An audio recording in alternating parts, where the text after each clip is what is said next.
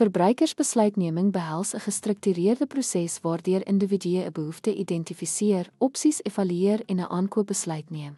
'n Eenvoudige model beskryf hierdie proses in 'n reeks stadiums wat bemarkers help om verbruikersgedrag te verstaan en te beïnvloed. Behoefte-erkenning: die proses begin wanneer 'n verbruiker 'n gaping tussen hul huidige situasie en die verlangde toestand identifiseer.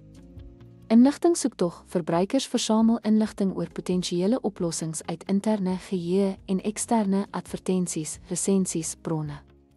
Evaluering van alternatiewe: verbruikers vergelyk beskikbare opsies gebaseer op faktore soos prys, kenmerke, kwaliteit en handelsmerkreputasie. Aankoopbesluit: die verbruiker kies 'n produk en besluit oor die beste aankoopmetode, aanlyn of in die winkel. Na aankoop-evaluering: verbruikers beoordeel hul tevredenheid met die aankoop op grond van of dit aan hul verwagtinge voldoen.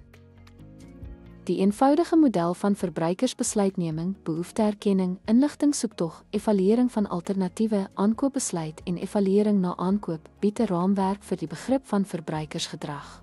Bemarkers kan hierdie model gebruik om strategieë te ontwikkel wat elke fase van die besluitnemingsproses effektief lei en beïnvloed.